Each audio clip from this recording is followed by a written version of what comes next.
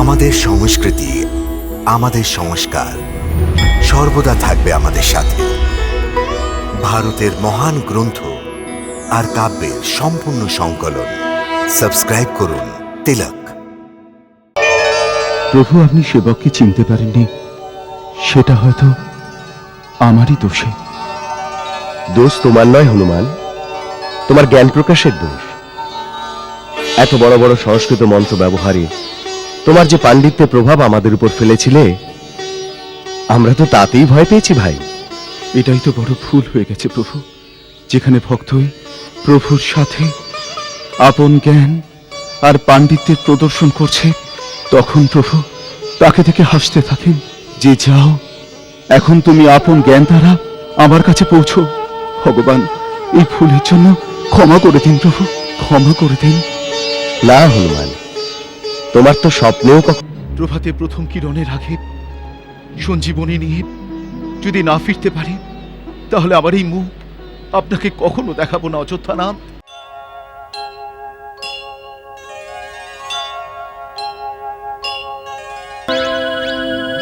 হনুমান, হনুমান, হনুমান, হনুমান।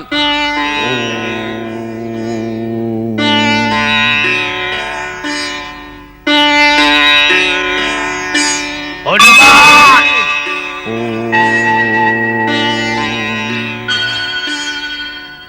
হনুমান,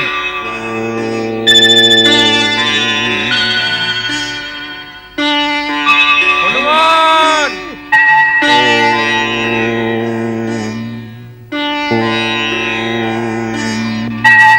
হনুমান,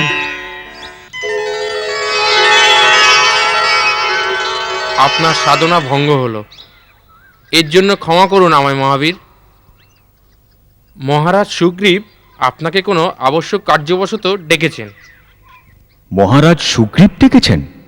আজ্ঞে হ্যাঁ। আমি নিজেই এসে গেছি। মহারাজ প্রণাম। মহারাজ, সুখী হন। আপনি কেন কষ্ট করে এলেন? আপনার জন্য একটি গুরুত্বপূর্ণ কাজ ঠিক করা হয়েছে। বিলম্ব করা হানিকারক হবে। এমন কি কাজ এসে পড়ল?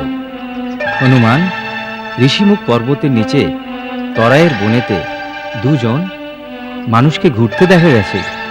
তপস্বী বেশ, অথচ ধনুর্বাণও সঙ্গে আছে। এমন সন্দেহ হচ্ছে যে পালির পাঠানো গুপ্তচর এরা আমাদের 5 জনকে সুযোগ পেলেই শেষ করতে এসেছেন। তুমি আমাদের মধ্যে সব থেকে বলবান, এজন্য তুমি গিয়ে ওদের ধরো এবং আমাদের কাছে নিয়ে এসো, আর আমরা বালির বিরুদ্ধেই ওদের প্রয়োগ করব। কেবল সন্দেহের বশে কাউকে ধরে আনা, এ কেমন বুদ্ধিমানের কাজ? সে শত্রু না মিত্র, তা আগে যাচাই করা উচিত। এটার যাচাই তুমিই করতে পারো। জাম্ববান ঠিকই বলেছেন যে তুমি বল আর বুদ্ধিতে আমাদের থেকে অনেক এগিয়ে।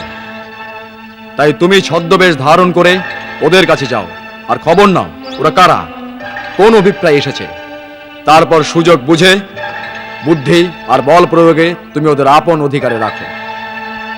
যদি ওরা বশ্যতা স্বীকার না করে কিংবা ভয়ের কিছু দেখো, আমায় কোনো সংকেত করে দিও। আমরা সেই সময় ঋষিমুখ পর্বতের গুহা ত্যাগ করে কোনো সুরক্ষিত স্থানে পালিয়ে যাব। মহারাজ, আপনার এই সেবক বেঁচে থাকতে আপনাকে যদি পালাতে হয়, তাহলে এই হনুমানের জীবনের কি লাভ? আপনি নিশ্চিন্ত থাকুন। যদি ওরা শত্রুপক্ষের হয়, যেই হোক, দেবতা, অসুর, কিন্নর, গন্ধর্ব অথবা মানব, আমি বেঁচে থাকতে আপনার কেউ কোনো ক্ষতি করতে পারবে না। আমায় অনুমতি দিন মহারাজ।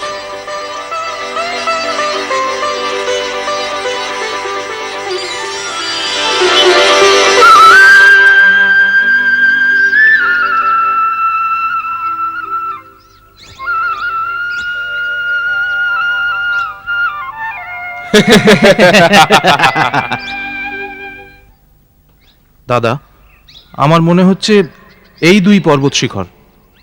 কিন্তু প্রথমে কোন দিকে যাই? সম্মুখের পথ খুবই দুর্গম মনে হচ্ছে।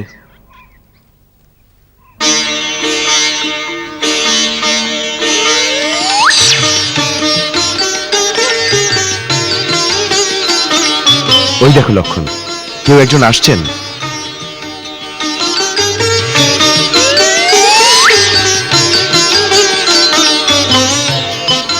দেখে একজন সজ্জন ব্যক্তি বলে মনে হচ্ছে। ওনাকে পথ জিজ্ঞেস করি। দাদা, আমার তো একে দেখে কোনো বেদজ্ঞ পণ্ডিত বলে মনে হচ্ছে, কিন্তু দুর্গম নির্জন স্থানে উনি কোন অভিপ্রায়ে এসেছেন? একটু সাবধানে কথা বলবেন দাদা, আমার তো একে আসল বলে মনে হচ্ছে না। বনে আসবার পরে তুমি ভীষণ সন্দিহান হয়ে পড়েছো লক্ষণ। অনুভূতিটাই এরকম হয়ে গেছে দাদা। দেখুন, ওই পণ্ডিত মহাশয় আমাদের দিকেই আসছেন। প্রণাম জ্ঞানী পণ্ডিত। প্রণাম পণ্ডিত মহাশয়। কল্যাণমস্তু, কল্যাণমস্তু। আপনাদের পথভ্রান্ত পথিক বলে মনে হচ্ছে। হে ব্রাহ্মণ দেবতা, আপনার অনুমানই সত্য। আমরা ঋষিমুখ পর্বতে যাওয়ার পথ খুঁজছি। মম অনুমানম সত্যম অস্তি, মম অনুমানম সত্যম অস্তি। আপনি কি আমাদের কৃপা করে জানাবেন যে ঋষিমুখ পর্বত শিখরে যাওয়ার পথ কোন দিকে? কিম প্রয়োজনম, কিম প্রয়োজনম?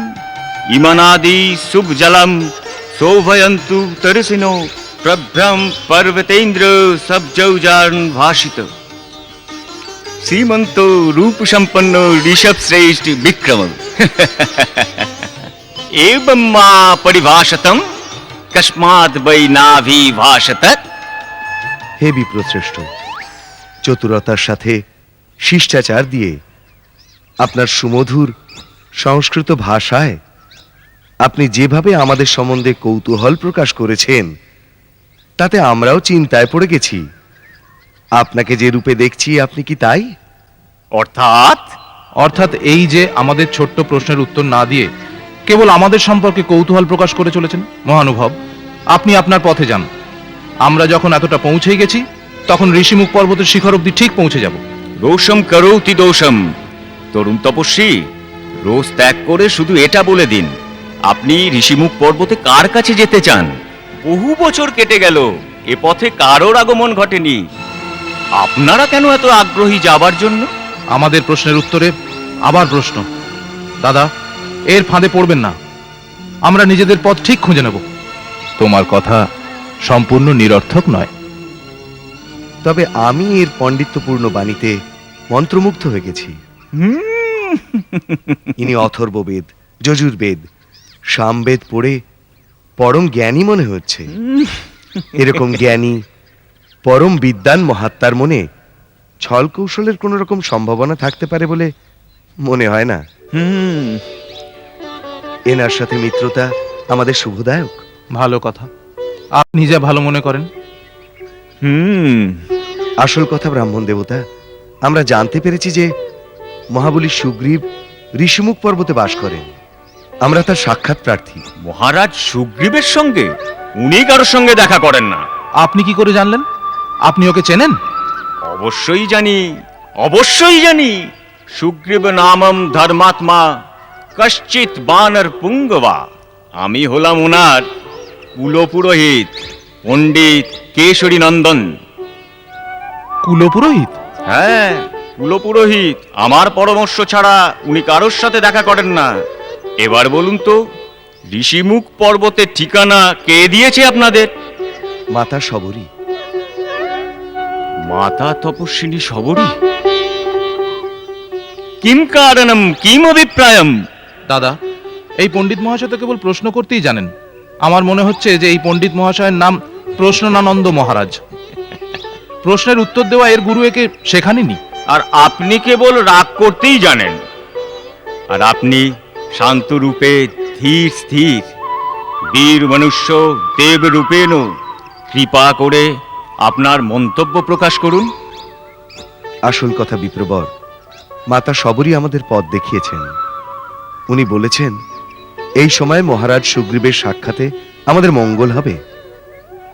যদি আপনার কথা মতো সুগ্রীবের দর্শন না পাই, তাহলে আমাদের তার মন্ত্রী শ্রী হনুমানজির সাথে দেখা করিয়ে দিন। আপনার অসীম কৃপা হবে।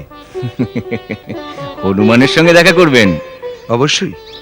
ওনার দর্শন পেলেই শ্রী সুগ্রীবের সাথে দর্শনের পথ সুগম হবে। যদি আপনি আপনার বাস্তবিক পরিচয়টা দিয়ে দেন, তাহলে আমি হনুমানকে এখানেই ডেকে নেব, এক্ষুনি। নিন, এক্ষুনি নাকি ডেকে দেবেন, যেন হনুমান ওনার কোঁচড়ে বন্দি আছেন। অবশ্যই, আপনি আপনার পরিচয় দিন, হনুমান আমার তুড়ি বাজানোতেই এসে যাবে। ভালো কথা, তাহলে শুনুন। আমরা অযোধ্যার পরম প্রতাপশালী মহারাজ দশরথের পুত্র। আমরা বানররাজ সুগ্রীবের সাথে মিত্রতা করতে চাইছি। আমার নাম লক্ষণ, আর ইনি আমার জ্যেষ্ঠ ভ্রাতা শ্রীরামচন্দ্র।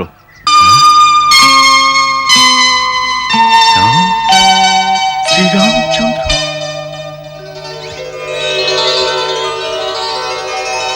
আপনি স্বয়ং? হ্যাঁ ভাই, স্বয়ং শ্রীরামচন্দ্র ইনি। এখন বাজাও তুড়ি, ডাকো হনুমানকে।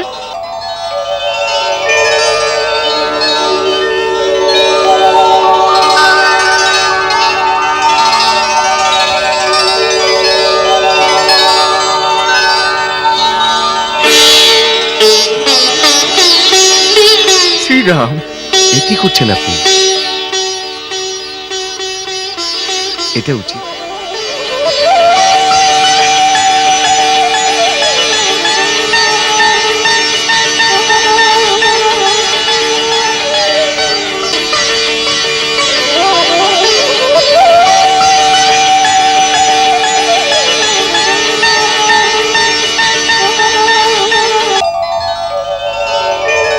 প্রভু, আপনি সেবককে চিনতে পারেননি, সেটা হয়তো আমারই দোষে। দোষ তোমার নয় হনুমান, তোমার জ্ঞান প্রকাশের দোষ। এত বড় বড় সংস্কৃত মন্ত্র ব্যবহারে তোমার যে পাণ্ডিত্যের প্রভাব আমাদের উপর ফেলেছিলে, আমরা তো তাতেই ভয় পেয়েছি ভাই। এটাই তো বড় ভুল হয়ে গেছে প্রভু। যেখানে ভক্তই প্রভুর সাথে আপন জ্ঞান আর পাণ্ডিত্যের প্রদর্শন করছে, তখন প্রভু তাকে থেকে হাসতে থাকেন যে, যাও, এখন তুমি আপন জ্ঞান দ্বারা আমার কাছে পৌঁছো। ভগবান, এই ভুলের জন্য ক্ষমা করে দিন প্রভু, ক্ষমা করে দিন। না হনুমান, তোমার তো স্বপ্নেও কখনো ভুল হতে পারে না। তুমি আমার কাছে লক্ষণ আর ভরতের মতোই প্রিয়। ওনার সাথেই কথা বলে যাবেন ভাই। এখানেও একটু কৃপাদৃষ্টি পড়ুক। শ্রীরামের আপনিও সেবক, আমিও সেবক। এই সম্পর্কে আপন ছোট ভাই ভেবে বুকে আসুন ভাই। লক্ষণ, আমার ভাই, আপনার জন্য আমার এই জীবন যদি বিসর্জন দিতে হয়, তাতেও রাজি। প্রভু, আমার স্বামী বানররাজ সুগ্রীবের আদেশে আপনাদের পরিচয় জানার জন্য আমাকে আমার রূপ বদলাতে হয়েছে। আচ্ছা, তাই এত বড় গুপ্তচর সেজে এসেছিলে। এখন তো পরিচয় পেলে, এবার আমাদের মহারাজ সুগ্রীবের কাছে নিয়ে চলো। নিশ্চয়ই ভাই লক্ষণ, নিশ্চয়ই। আপনারা দুজনে মহারাজ সুগ্রীবের সাথে মিলিত হবার অর্থ হল ওরই ভাগ্যের উদয়। যতটা আপনাদের সুগ্রীবকে প্রয়োজন, ততটাই সুগ্রীবেরও আপনাদের প্রয়োজন। ওনার পত্নী আর রাজ্য কেড়ে নেওয়া হয়েছে। সূর্যকুলভূষণ রঘুনাথ আর সূর্যপুত্র সুগ্রীবের মিত্রতা দুজনের জন্যই কল্যাণের আর মঙ্গলদায়ক হবে। চলুন, ঋষিমুখ পর্বতে চলুন ভগবান, ওখানে পৌঁছেই সব কথা হবে। যে রাজার তোমার মতো জ্ঞানবান, বিদ্বান, বুদ্ধিমান মন্ত্রী আছেন, তিনি নিশ্চয়ই ভাগ্যবান। এরকম রাজার সাথে মিত্রতা করে নিশ্চয়ই সমস্ত মনোরথ সফল হবে। তুমি আমাদের তোমার রাজার কাছে শীঘ্র নিয়ে চলো। আপনারা আমার সঙ্গে চলুন, কিন্তু উপরে যাবার পথ বড় দুর্গম। আপনারা দুজনে আমার কাঁধের ওপর বসে যান। কাঁধের উপরে? আমি আপনাদের আকাশপথে ওখানে নিয়ে যাব। কিন্তু তুমি আমাদের দুজনকে কাঁধের উপর কি করে বসিয়ে নেবে? না না, লক্ষণ ভাই, আপনি সংকোচ করবেন না। আমরা আপন ইচ্ছায় বিভিন্ন রূপ ধারণ করতে পারি, ছোট বড় হয়ে যাবার কৌশল জানি। প্রভু,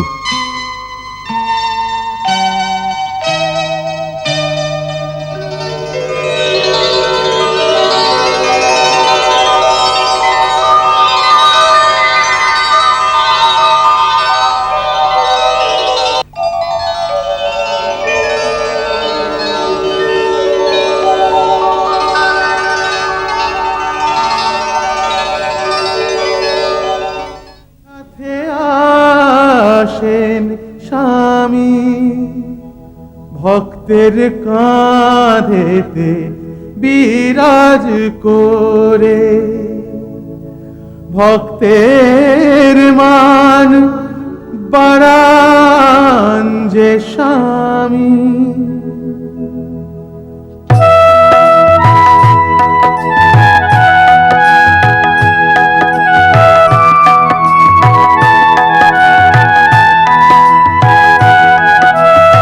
এমন ভক্ত কোথায় কোথায় জগতে এমন ভগবান, এমন ভক্ত কোথায় কোথায় জগতে এমন ভগবান।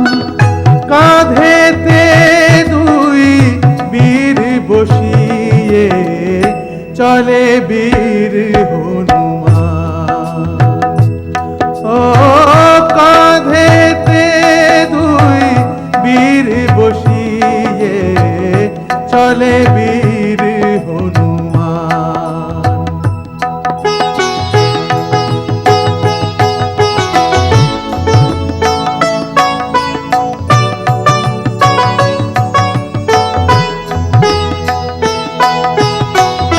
রাম নাম প্রিয় অনুগত ভক্ত, মহাবীর হনুমান রাম অনুরক্ত।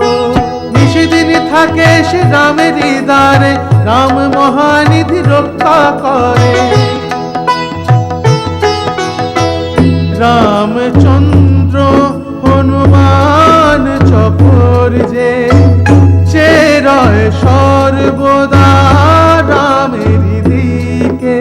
ভক্ত শিরোমণি যে ভক্ত বৎসলকে নিলেন চিনে, ভক্ত শিরোমণি যে ভক্ত বৎসলকে নিলেন চিনে। কাঁধেতে দুই বীর বসিয়ে চলে বীর হনুমান। ও কাঁধেতে দুই বীর বসিয়ে চলে বীর হনুমান।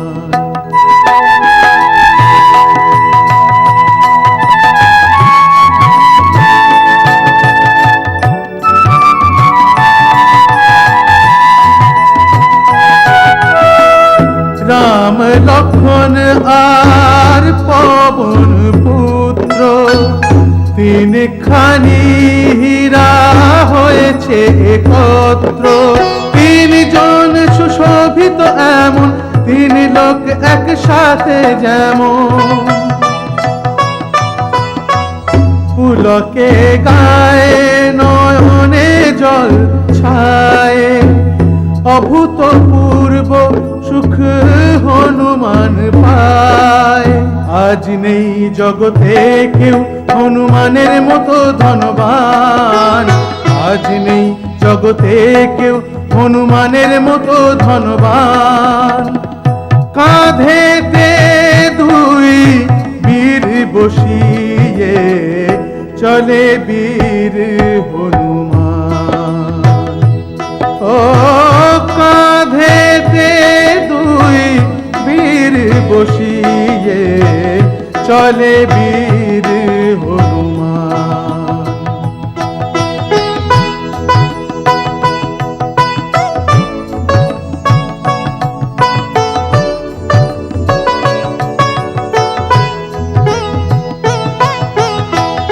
বিদ্যাবান গুণী অতি চতুর, রাম কাজে আগ্রহ প্রচুর। আপন তেজের পূর্ণ প্রকাশে তিন লোক থর থর কাঁপে।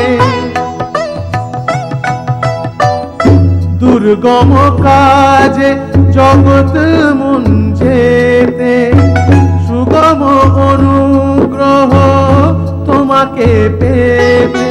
রঘুবর থেকে চাও সদা পদ সেবারি বরদান, রঘুবর থেকে চাও সদা পদ সেবার বরদান। কাঁধেতে দুই বীর বসিয়ে চলে বীর হনুমান। ও কাঁধেতে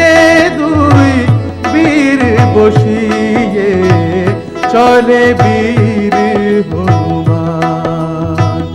ও কাঁধেতে দুই বীর বসিয়ে চলে বীর হনুমান।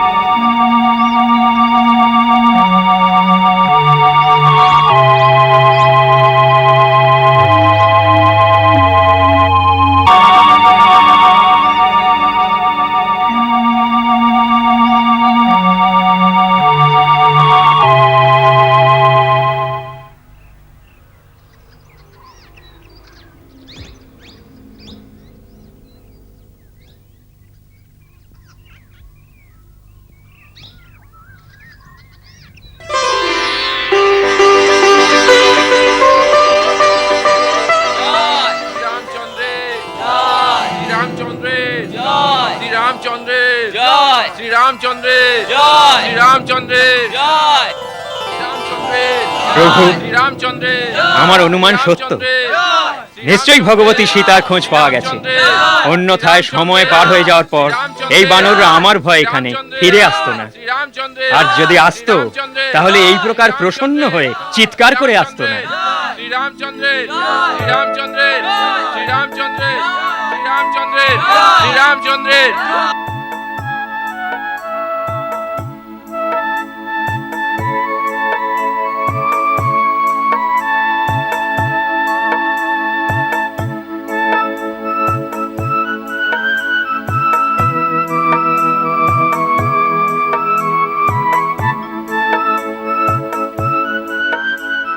জয় প্রভু শ্রীরামের জয়। যুবরাজ অঙ্গদ, জাম্বুবান, হনুমান আর সমস্ত বানর সেনা আপনাদের এখানে আসায় আমি অতীব প্রসন্ন হলাম। আপনারা সবাই কুশল আছেন তো? যে কার্যের জন্য গেছিলেন সেই কার্য কি সিদ্ধ হয়েছে? হে রঘুনন্দন, আপনি যার ওপর কৃপা করেন সে সর্বদা কুশলে থাকে, সেই বিজয়ী হয়, তার যশ 3 লোকেতে উদ্ভাসিত হয়। হে নাথ, আপনার কৃপায় আমাদের সব কাজ সিদ্ধ হয়েছে। হে রঘুকুল শিরোমণি, এই পবনপুত্র হনুমান একলায় যে সাহস ও পরাক্রম দেখিয়েছেন সেই গৌরব গাথার বর্ণনা 1000 বার বলেও শেষ হবে না। উনি বিশাল সমুদ্র লঙ্ঘন করে লঙ্কাপুরী থেকে ঘুরে এসেছেন আর মাতা সীতাকেও দর্শন করেছেন।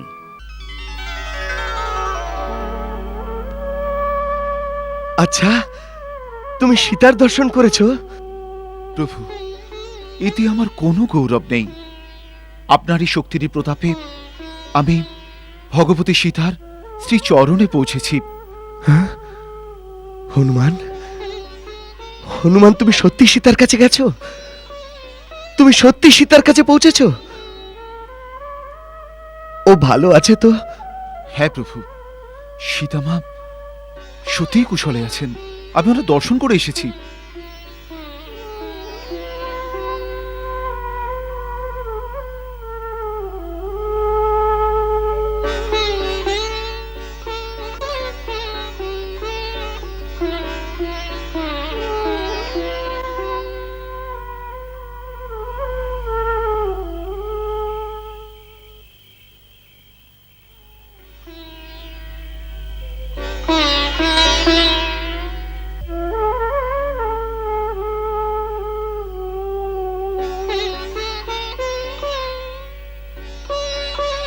হনুমান,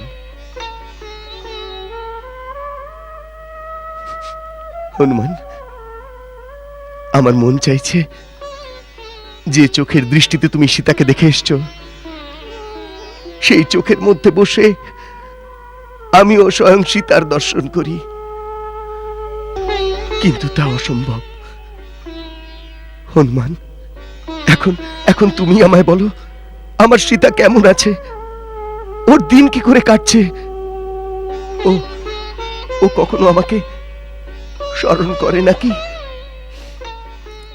আপনি জিজ্ঞেস করছেন কখনো স্মরণ করেন কিনা? ভগবান, বরং এটা জিজ্ঞেস করুন যে এমন কোন মুহূর্ত আছে যখন উনি আপনাকে ভুলে থাকেন? প্রভু, উনি যেন নিজের চারদিকে রাম নামের প্রাচীর তৈরি করে রেখেছেন, আর সেই প্রাচীরে এমন ভাবে থাকেন যেন ঘরের মধ্যে পবিত্র মূর্তি থাকে।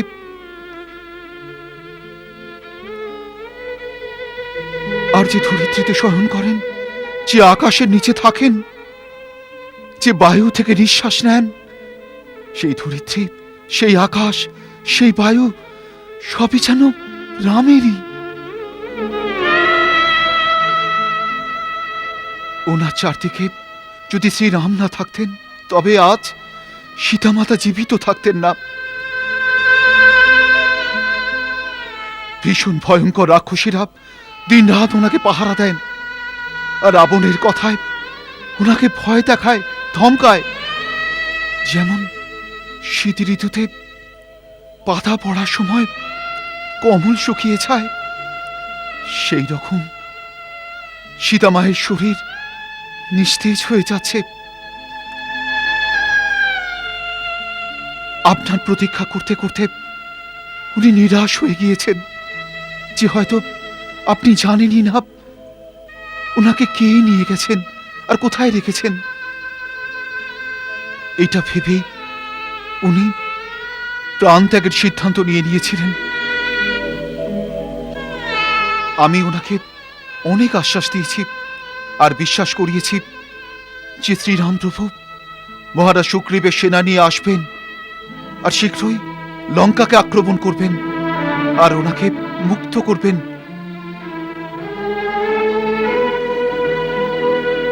ভগবান, যদি মাতাকে জীবিত দেখতে চান তাহলে আর দেরি করবেন না।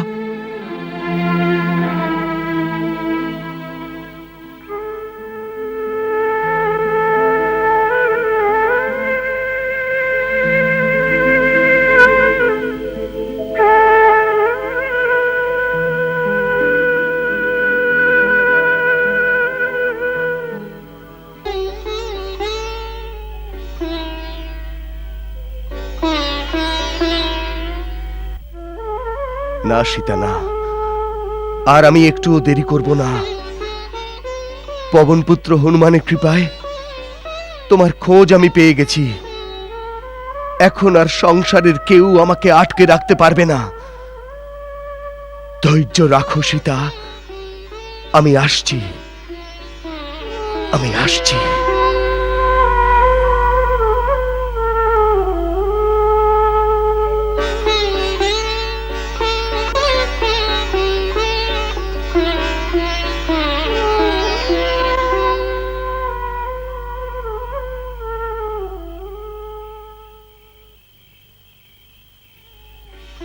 হনুমান, সীতা আমার জন্য কোনো খবর দিয়েছে কি? কিছু বলতে বলেছে আমাকে? হ্যাঁ প্রভু, উনি হাত জোর করে বলেছেন আমি যে ভাই লক্ষণকে কটু কথা বলেছি তার জন্য আমি লক্ষণের কাছে ক্ষমা চাইছি, আর আপনার কাছেও ক্ষমা চাইছি।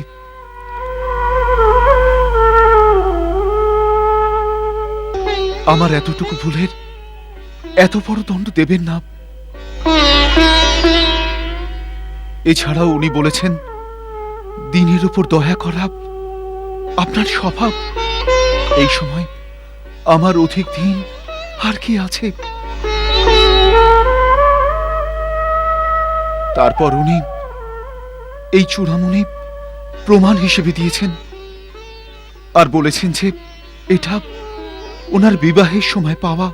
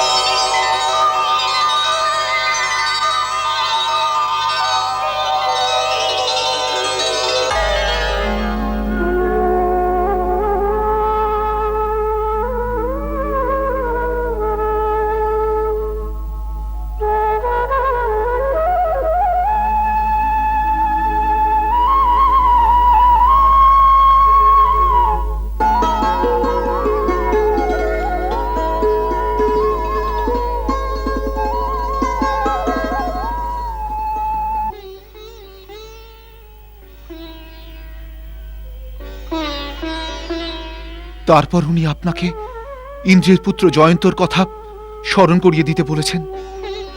যখন জয়ন্ত কাকের রূপ ধরে ঠুকরে আমার রক্ত বইয়ে দিয়েছিল, তখন আপনি কুশের একটা কুটোকে মন্ত্রপুত করে তীরের মতো ওর দিকে ছুড়েছিলেন।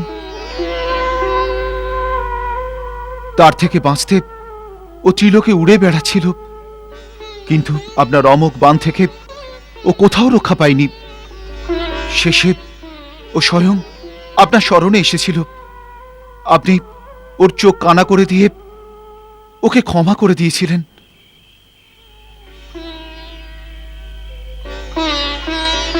মাতা বললেন যে এই ঘটনা আপনার আর ওনারই জানা। এ কথা বললে আপনার বিশ্বাস হয়ে যাবে যে আমি সত্যি সত্যি মাতার দর্শন পেয়েছি। হনুমান, আমার তোমার উপর পুরো ভরসা আছে। যে তোমার উপর ভরসা করবে না, সে মূর্খ, বড় অভাগা।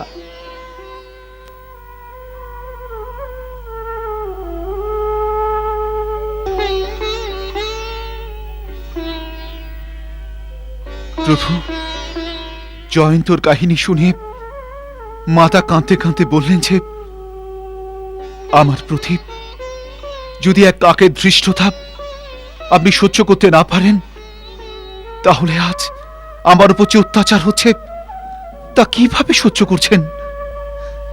না, সহ্য হচ্ছে না।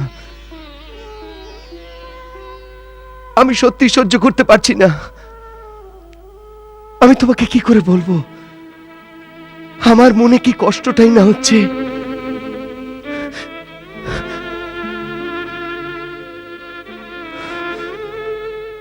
মহারাজ সুগ্রীব, আমাদের আজই আপনাদের সেনাদের একত্রিত করে নিয়ে ও সেনা নায়কদের সভা ডেকে লঙ্কার দিকে এগিয়ে যাওয়ার জন্য সিদ্ধান্ত নিয়ে নেওয়া উচিত। যথাজ্ঞা প্রভু।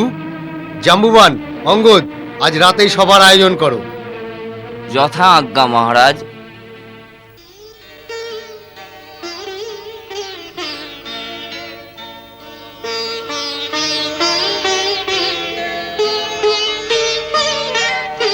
হনুমান, ভক্ত, তুমি এক মহান কাজ করেছ। পৃথিবীর আর দ্বিতীয় কেউ এই কাজ করার কথা ভাবতেও পারবে না। ওই বিশাল মহাসাগর পার করা কেবল গরুর, বায়ু আর তুমি ছাড়া কারুর পক্ষেই সম্ভব নয়। তুমি ওখানে গিয়ে রাবণের লঙ্কার সুরক্ষিত নগরীতে আমার সীতার সঙ্গে দেখা করে আমাকে ওর সন্দেশ আর এই যে চূড়ামণি এনে দিয়েছ, তাতে আমার এমন মনে হচ্ছে যে তুমি আমার সীতার সঙ্গে দেখা করিয়েছ।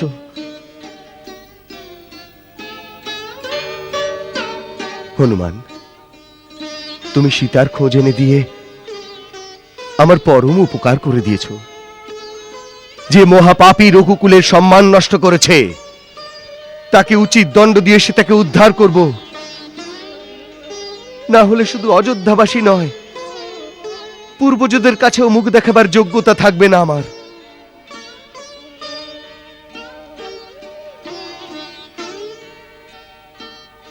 আজ তুমি রঘুবংশ, লক্ষণ আর আমার ধর্ম আর আমাদের বংশের সম্মানের মুখ্য সাধক হয়ে গেছ। আজ তুমি আমার পরম হিতকার্য করেছ। দেবতা, মানুষ অথবা মুনি, কোন শরীরধারী আজ তোমার সমান আমার উপকারী নয়।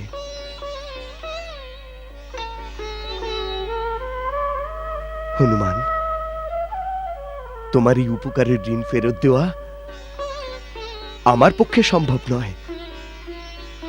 আমি আজ থেকে জন্ম জন্মান্তরে তোমার ঋণী হয়ে গেলাম, তোমার ঋণী হয়ে গেলাম।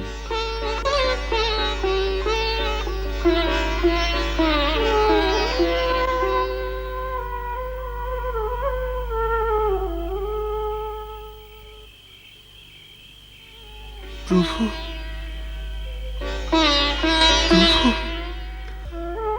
আমার প্রণাম নিন প্রভু।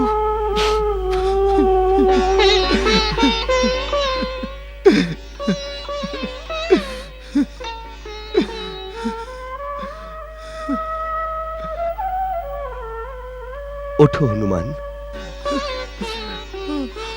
আমাকে এই চরণে থাকতে দিন প্রভু। বারবার প্রভু জানে যে ওঠাতে প্রেম মগন তাকে ওঠানো না যায় যে। প্রভু কর পঙ্কজ হনুমান শির সরিয় সে দশা যা পায় হনুমান বীর সরিয় সে দশা যা পায় হনুমান বীর।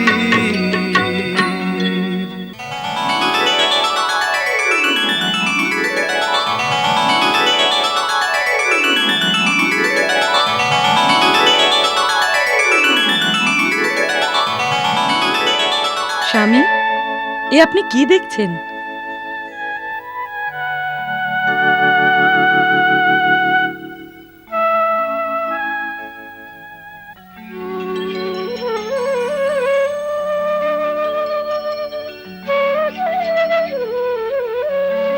হে প্রভু কিছু তার আশ্চর্য নয়, যার পরে তুমি অনুকূল তব প্রভাবে হয় অশুভ নাশ, যার হৃদয়ে তব বাস।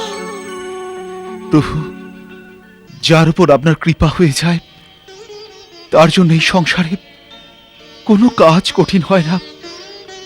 তার জন্য সব অসম্ভবই সম্ভব হয়ে যায়। তবু যদি আপনি ঋণ ফেরত দেবার কথা বলেন তাহলে প্রভু কৃপা করে আমাকে আপনার চরণে ঠাঁই দিন।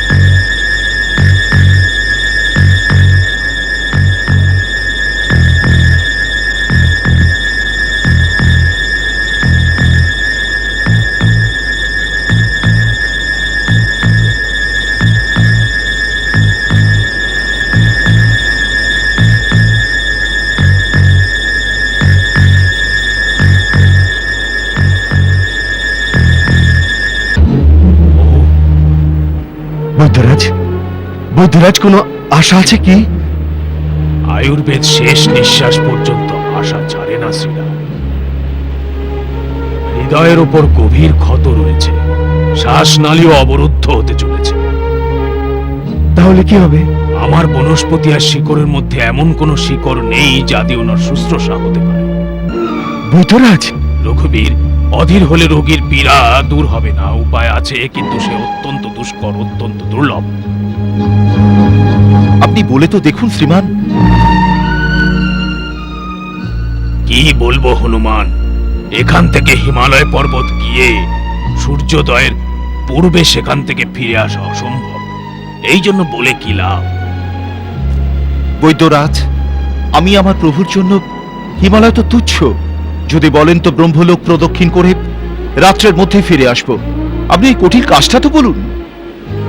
যদি এতই সাহস থাকে তাহলে শোনো, কৈলাস আর ঋষভ পর্বতের মধ্যে দৈবৌষধির একটি মহাপর্বত রয়েছে।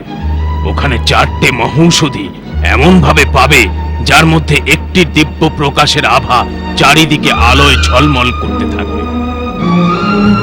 তার নাম হলো বিশল্যকরণী, স্বর্ণকরণী, সন্ধানী আর মৃত সঞ্জীবনী। এর মধ্যে প্রথমটা আঘাতকে মিটিয়ে দেবে, দ্বিতীয়টা কেটে যাওয়া অঙ্গকে জুড়ে দেয়, তৃতীয়টি বিকলাঙ্গ অথবা বিকৃত শরীরকে যথাযথ রূপ দিতে পারে, চতুর্থ মৃত সঞ্জীবনী, যদি সময় মতো পাওয়া যায় তাহলে মৃতকে জীবিত করতে পারে। এই দিব্যৌষধের এই মুহূর্তেই প্রয়োজন, কিন্তু লক্ষণের কাছে কেবল একটি মাত্র রাত্রি রয়েছে।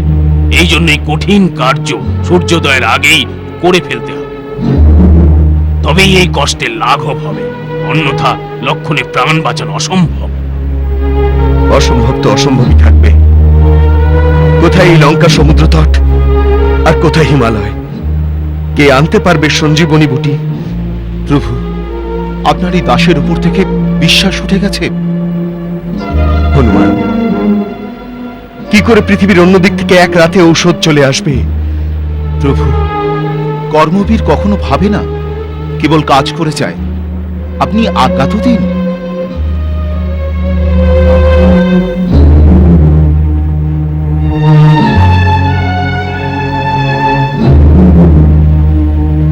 প্রভু, আমার পূর্ণ বিশ্বাস আছে বজরং এই কার্যেও সফল হবেন।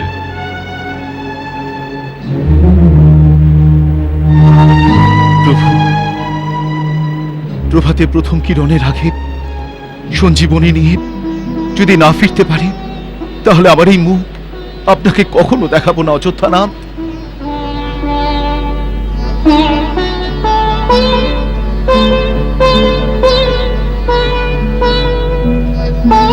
তুমি কবু অসফল হতে পারো না হনুমান। জয় শ্রীরাম।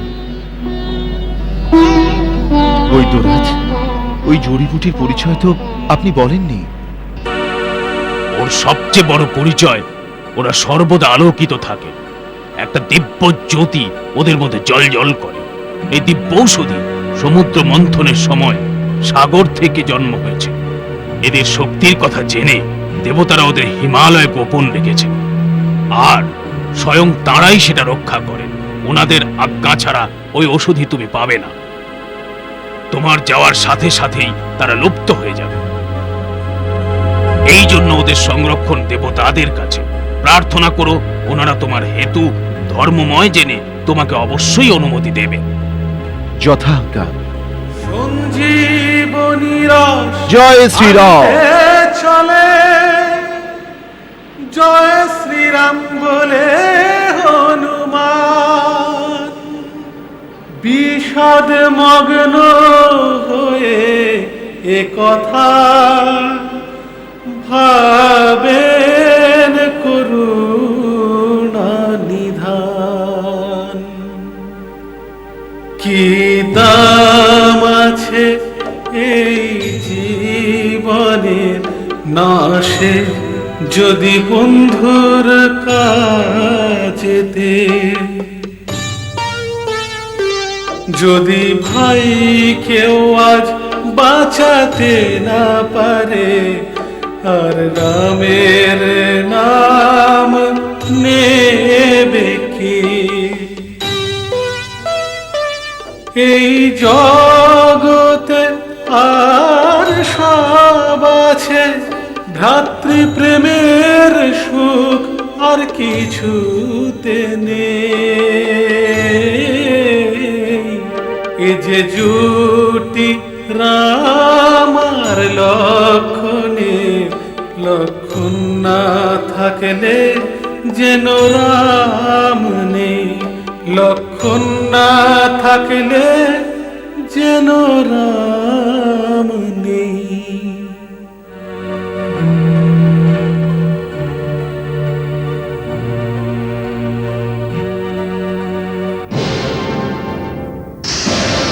নিশাচর আসে মনে করে ভরত চালালেন তীর।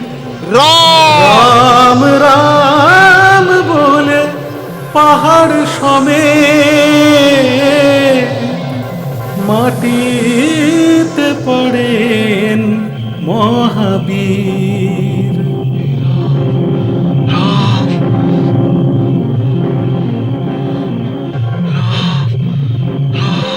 রাম? হ্যাঁ? একে তো কোনো রাম ভক্ত বলে মনে হচ্ছে। হে প্রভু, এ আমি কাকে আঘাত করলাম? কে আপনি? জ্ঞান হারাবেন না, চেতনায় আসুন, বলুন কে আপনি? উঠুন।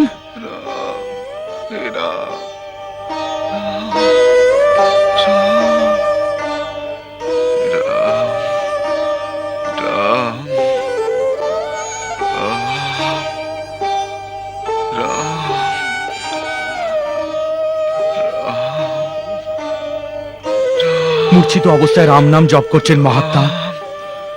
কে আপনি? কৃপা করে চোখ খুলুন।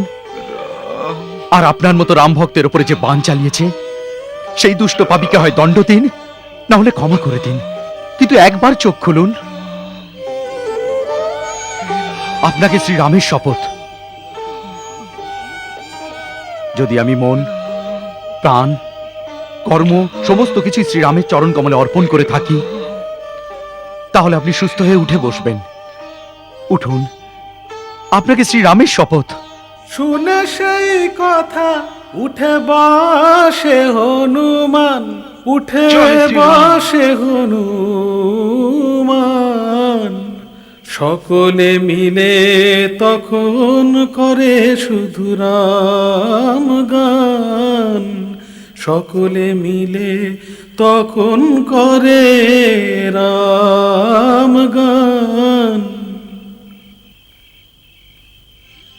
দুজনেরই আখি ভেসে যায়, পুলকিত মন সজল নয়ন। ভক্তিরস হৃদয়ে ভরে সরেশে রাম রঘুকুল তিলক। হে মহাত্মা, চিন্তা ভাবনা না করে আপনার উপর বাণ প্রয়োগ করেছি, এই জন্য ভরত আপনার কাছ থেকে ক্ষমা প্রার্থনা করছে। ভরত? হ্যাঁ, দশরথ পুত্র ভরত। আপনি মূর্ছিত অবস্থায়ও শ্রীরাম নাম জপ করছিলেন। হে পরম ভক্ত মহাত্মা, আপনার পরিচয় কৃপা করে দিন। স্বামী, আমার পরিচয়ের কোনো মূল্য নেই। আমি তো শ্রীরামের একজন তুচ্ছ সেবক হনুমান। আপনার পরিচয় আজকে পেয়ে আমি কৃতার্থ হয়ে গেছি। আপনার দর্শনে আমার জীবন সফল হয়ে গেছে। আমার স্বামী প্রভু শ্রীরাম সারাদিন ধরে যে ভরতের গুণকীর্তন করেও ক্লান্ত হয়ে পড়েন না, সেই দেবতা ভরতকে নিজের চোখে দেখতে পেয়েছি। আমার চক্ষু সার্থক হয়ে গেছে প্রভু। কি কি বললেন আপনি? শ্রীরাম আমাকে স্মরণ করেন? এটা কি সত্যি? দাদা, আমাকেও স্মরণ করেন কখনো? কখনো? উনি তো শয়নে স্বপনে সদা জাগরণে আপনাকে এমন ভাবে স্মরণ করেন যেমন ভাবে কোনো ভক্ত ভগবানকে স্মরণ করে। আপনার প্রতি ওনার স্নেহ থেকে কখনো কখনো অন্য ভক্তরা ঈর্ষা করতে থাকেন।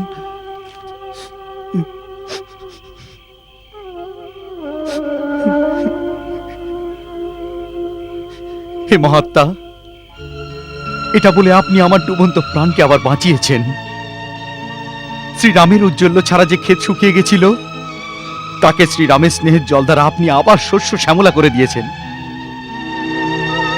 আপনি আমার দাদার খবর আমার কাছে পৌঁছে দিয়েছেন। এই উপকারের জন্য আমি আপনার কাছে সর্বদা ঋণী থাকব।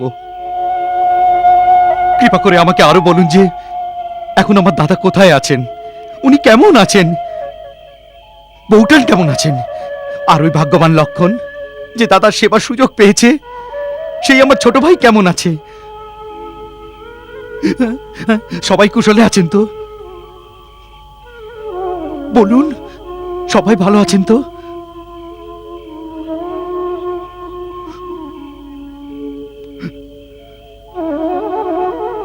বলুন, বলুন না, সবাই ভালো আছেন তো? সবাই আনন্দে আছেন তো? বলুন। রাম সীতার লক্ষণের কথা জানতে চায় ভরত কুমার। কি বলে আর কি না বলে হনুমান করে সেই বিচার।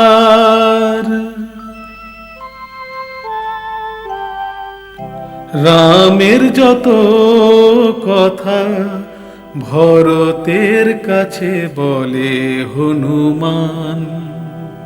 শুনে হন অধীর ভরতের মতো ধৈর্যবান। প্রভুর সব কথা ক্রমে ক্রমে ভরতকে গিয়ে বলে হনুমান।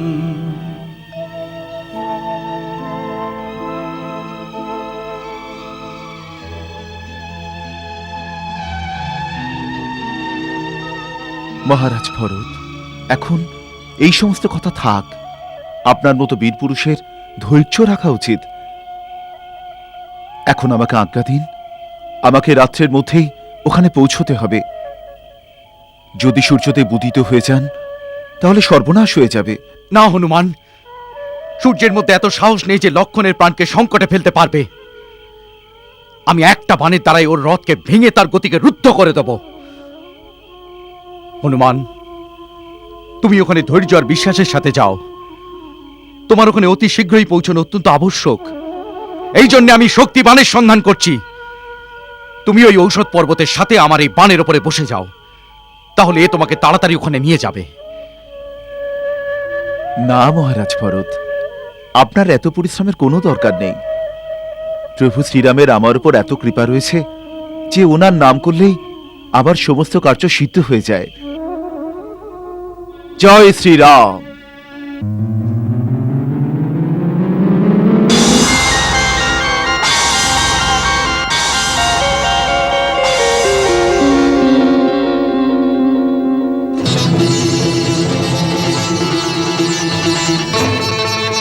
জয় শ্রীরাম।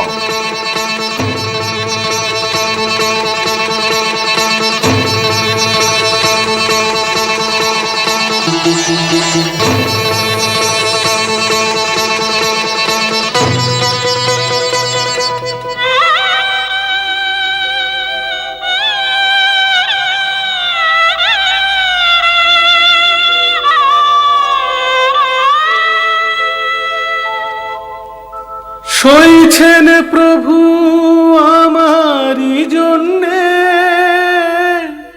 দারুণ এই দুঃখ সন্তাপ। সজল নয়ন বিহ্বল ভরত করেন যে শুধু অনুতাপ।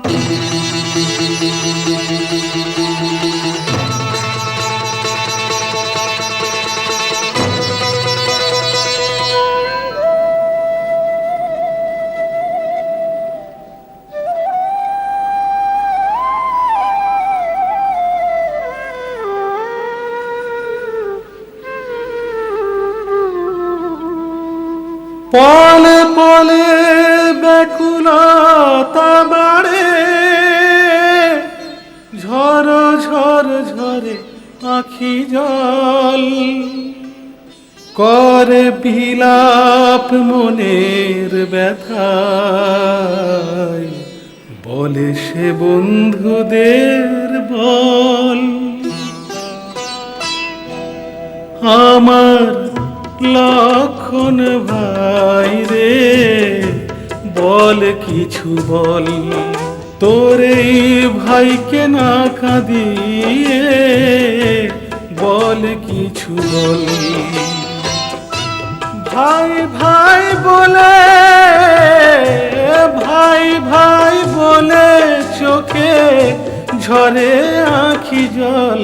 আমার লক্ষণ ভাই রে, বল কিছু বল।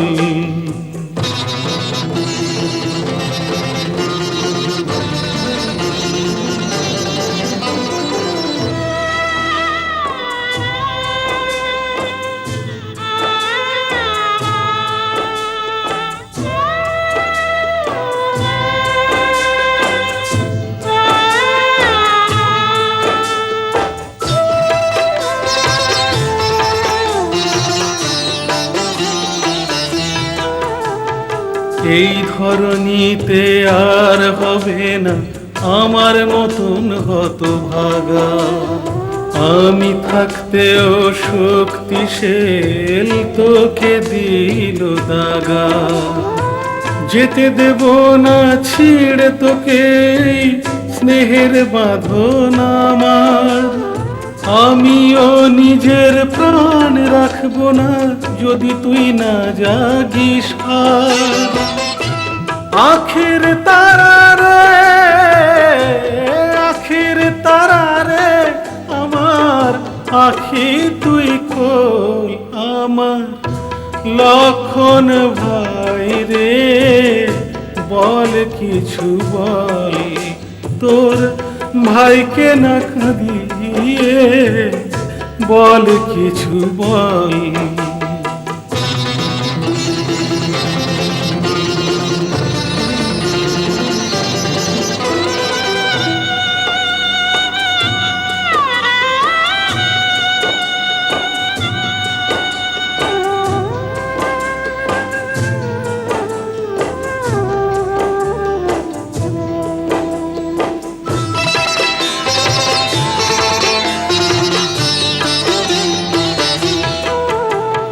কেটে যায় রাত তবু পবনের সুতো কেন ফিরে আসে না হয়। নিভে যে যায় আশার প্রদীপ মন আমার ধৈর্য হারায়। সূর্যোদয়ের সাথে সূর্য বংশের সূর্য যেন ডুবে না যায়। কত কথা আছে জানার তবু তুমি উত্তর দাও না আমায়। কথা হারা থেকে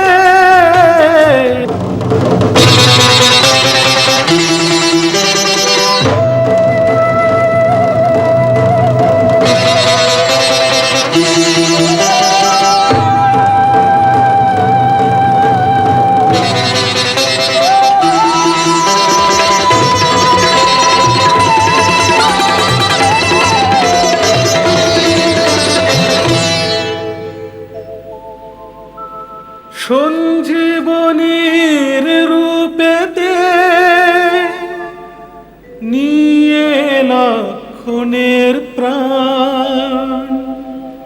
সূর্যোদয় হওয়ার আগে এসে পৌঁছায় হনুমান। বৈদ্যরাজ, বৈদ্যরাজ, আমি বুটি নিয়ে এসেছি। আরে মহাবীর, তুমি পুরো পর্বত উঠে নিয়ে এসেছো। কি করব বৈদ্যরাজ, আমি মূর্খ। আয়ুর্বেদ আচার্য তো নই যে জড়িবুটি নিজেই চিনে নেব। এই জন্য পুরো পর্বতই নিয়ে এসেছি। আপনিই বরং বেছে নিন এই সঞ্জীবনী। চলুন বৈদ্যরাজ।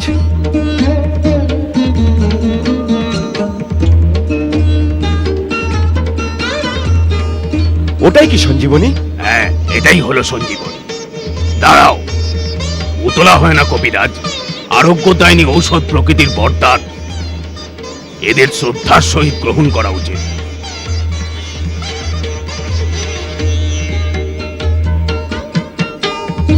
জয় ভগবান ধন্বন্তরী। হে দিব্য ঔষধি, হে প্রাণদায়িনী মাতা সঞ্জীবনী। আমি সুসেন বৈদ্য, এক পরম বীর সূর্যবংশ রাজকুমারের প্রাণ তোমার কাছে ভিক্ষা চাইছি। হে মঙ্গলকারিণী, আপন গুণ প্রকট করো। আপন দিব্য প্রভাব দ্বারা আরোগ্য শাস্ত্রের আয়ুর্বেদীয় সিদ্ধান্তের সত্য সিদ্ধ করো। মাতা, এক ধর্মপরায়ণ মানবের কল্যাণের জন্য আপনার পত্রের প্রয়োজন। আপনার পত্র দ্বারা আমার রোগীকে আশীর্বাদ করুন।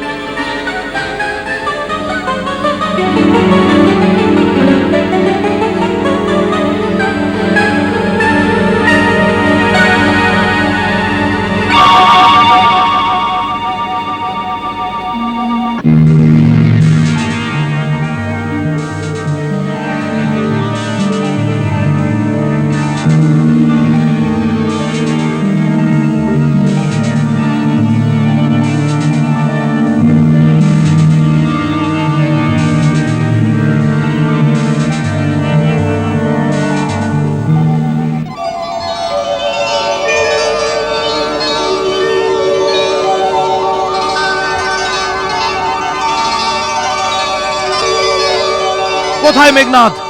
কোথায় সেই মায়াবী? আরে আমার ধনুর্বাণ কোথায় গেল? কোথায় গেল আমার ধনুর্বাণ? ভাই, এই নাও তোমার ধনুক। আর তুমি তুমি যুদ্ধক্ষেত্রে নেই। দাদা, আপনি? আমি আমি এখানে কি করে পৌঁছলাম? ধৈর্য রাখো সৌমিত্র, ভয়ঙ্কর সংকট এসেছিল। সংকট?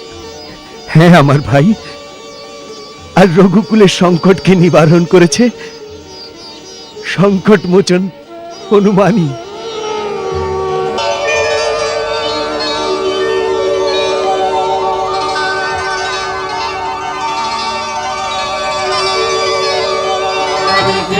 বিশ্বজোড়া রাম সংসার যে বিশ্বজোড়া, রামেরই ভেদ না পায় বেদ, রামেরই ভেদ না পায় বেদ, রামের বিশ্বাসে হয় জীবের উদ্ধার। রাম সংসার যে বিশ্বজোড়া, রাম সংসার যে বিশ্বজোড়া।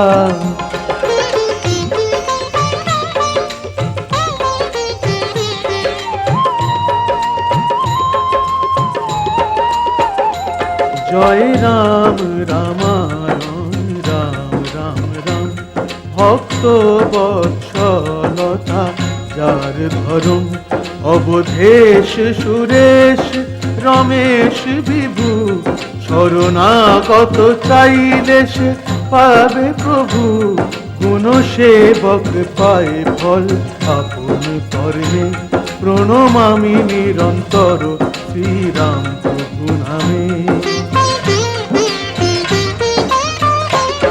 রমাপতি রাম উমাপতি শম্ভু, রমাপতি রাম উমাপতি শম্ভু, দুই জনে একই যার দ্বারা রাম সংসার সংসার যে বিশ্বজোড়া রাম সংসার যে বিশ্বজোড়া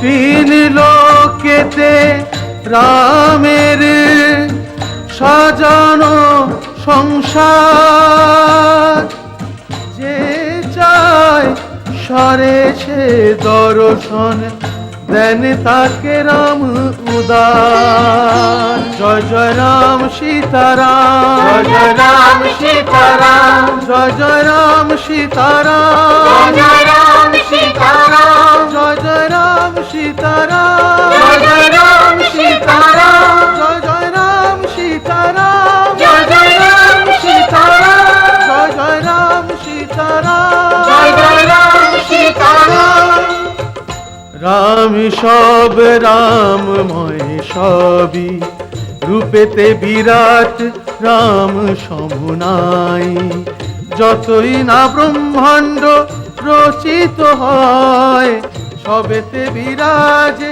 প্রভু সবই রামময় রূপ বিরাট ধরে তো ভুবনে না ধরে যে ক্ষুদ্র রূপে হনুমান হৃদয়েতে সীতা সহরণ যে